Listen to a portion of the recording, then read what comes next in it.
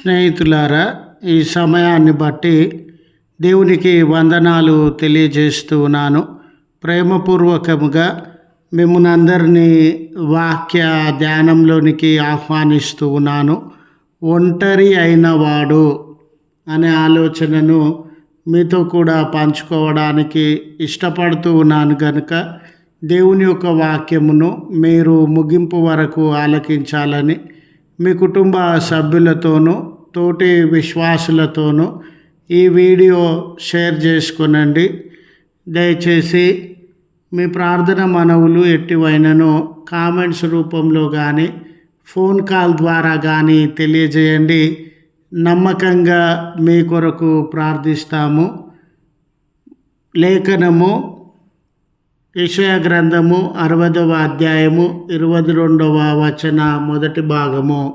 వారిలో ఒంటరి అయిన వాడు 1000 మంది యగును.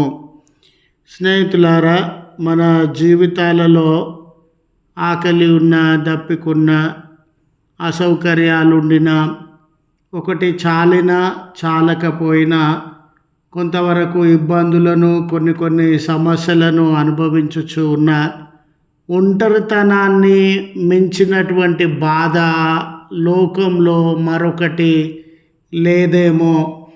ఒంటరితనము విపరీతమైన వేదనను, కన్నీటిని, బాధను, భయాన్ని, చింతను మన జీవితంలో కలుగజేసేటటువంటిదిగా ఉండినది. ఇంతమంది ఉన్నారు కదండి. మన దేశ జనాభా అనేది ప్రపంచంలోనే మొదటి స్థానంలో జనాభా విషయంలో మనం ఉండినాం. మన సమాజంలో కూడా విపరీతమైనటువంటి జనాభా, ఎక్కడికి వెళ్ళినా కూడా మనుషులే. కుటుంబాలలో కూడా మన చుట్టూ కుటుంబ సభ్యులు ఉండినట్లు మనము గమనిస్తాం.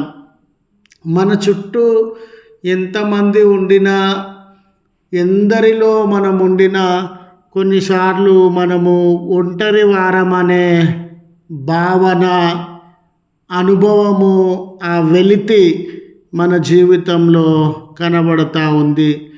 మనకు అయ్యో అర్థం చేసుకునేవారు లేరే, ఆదరించువారు లేరే, ప్రోత్సాహపరచువారు లేరే, నన్ను నా బాధలను చెప్పుకోవడానికి కనీసము వినేవారు లేరే, వాటిని పరిష్కరించడము, సహాయం చేయడం అనేది తర్వాత ఆలోచన. కనీసం వినే వ్యక్తులను కూడా నేను పొందలేకపోతూ ఉన్నానే అనే వేదన, కృంగుబాటును మన సమాజంలో ఎంతోమంది అనుభవించేటటువంటి వారుగా ఉన్నారు. ఎన్నో బాంధవ్యాలు ఉన్నవి, బంధుత్వాలు ఉన్నవి. భర్త ఉండి కూడా, భార్య ఉండి కూడా, పిల్లలుండి, తల్లిదండ్రులు, అన్నదమ్ముల నుండి కుటుంబ సభ్యులు ఒంటరి వారుగా ఈ జీవితంలో వేదనల మధ్య, కృంగుబాటు మధ్య, కన్నీళ్ళ మధ్య బ్రతికేటటువంటి వారుగా ఉన్నారు. అంత మాత్రమే కాదు, మరికొంతమంది జీవితంలో యందు ప్రమాదాల వాని కానివ్వండి, మరణం వల్ల కానివ్వండి, తమ ప్రియమైనటువంటి వారిని కోల్పోయి, భర్తను కోల్పోయి ఒంటరితనంగా మిగిలిన భార్యలు, భార్యను కోల్పోయి ఒంటరితనంగా మిగిలిన భర్తలు, అనాథలుగా మారిపోయినటువంటి పిల్లలు, దిక్కులేనటువంటి వారిగా మారిపోయినటువంటి తల్లిదండ్రులు, ఒక పర్యాయము వారి జీవితములను కదిలించి చూస్తే, మాట్లాడించి చూస్తే, వారి గుండెల్లో కన్నీరు గూడు కట్టుకొని, చింతను అన్నీ ఉండి ఏమీ లేని వారుగా దుఃఖం మధ్యలో మరణం కొరకు నిరీక్షిస్తూ ఉన్న జీవితాలు ఎన్నో ఉండినవి. నేను ఒంటరివాడను, నాకెవ్వరూ లేరు, చూసేవారు లేరు, మాట్లాడేవారు లేరు అనే ఈ అనుభవం, అందరూ ఉండి ఎవరు లేరు అనే ఆ అనుభవము నీ జీవితంలో ఉండవచ్చు. అందరూ ఉండి నా మనసుకు దగ్గరైనటువంటి వారు లేరు అనే నువ్వు చింతించేటటువంటి వాడవుగా ఉండవచ్చు. ఆ తరుణంలో నువ్వు బాధలో ఉన్న నీ వైపు కన్నీళ్ళు గూడు కట్టుకొని హృదయము వేదనతో నింపబడిన నీ వైపు దేవుని వాక్యము నీతో మాట్లాడుతూ ఉన్నటువంటి మాట, ఒంటరి అని మీరు భయపడకండి, చూసే దిక్కు లేదని, మాట్లాడే దిక్కు లేదని, ఎవరి ప్రేమను పొందలేకపోతూ ఉన్నానని మీరు చింతించకండి.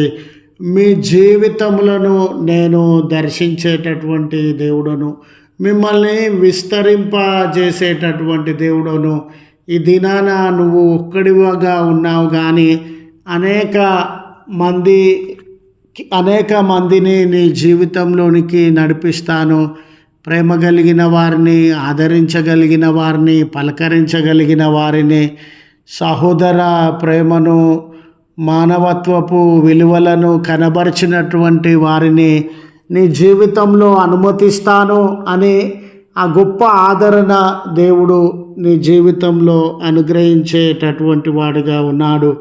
ప్రత్యేకించి ఈ లేఖన భాగాన్ని గమనించినప్పుడు ఇశ్రాయేల్ జనాంగం, మరి ముఖ్యంగా యూదులు, యుద్ధము, రక్తపాతము, చెర వలన తల్లిదండ్రులను కోల్పోయిన అనాథలు, భార్యను కోల్పోయిన భర్త, భర్తను కోల్పోయిన భార్య, కుటుంబ వ్యవస్థ విచ్ఛిన్నమై సమాజంలో ప్రియమైన బిడ్డలను కోల్పోయి చెరలో బిక్కుబిక్కుమంటూ జీవితాలను గడుపుతున్న వారిని ఉద్దేశించి, మీలో ఒంటరి అయిన వారిని నేను 1000 మందిలాగా దీవిస్తాను అని ఆ కన్నీళ్లతో ఉన్న బిడ్డలకి, వేదనలో ఉన్నటువంటి బిడ్డలకు ఈ ఆదరణకరమైనటువంటి మాటను దేవుడు తెలియజేసేటటువంటి వాడుగా ఉన్నాడు.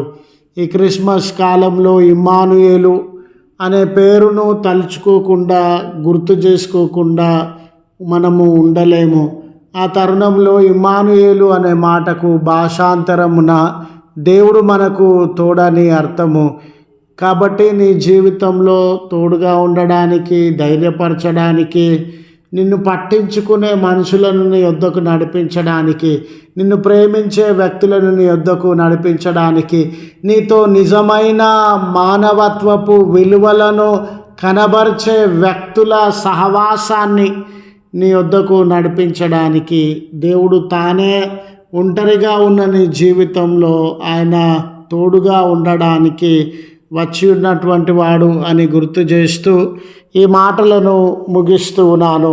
ప్రార్థించుదము. కృపగల తండ్రి, ప్రేమగల మా రక్షక, నీ పరిశుద్ధ ఉన్నతమైన నామమునకు కృతజ్ఞతలు, స్తోత్రములు చెల్లిస్తూ ఉన్నాం.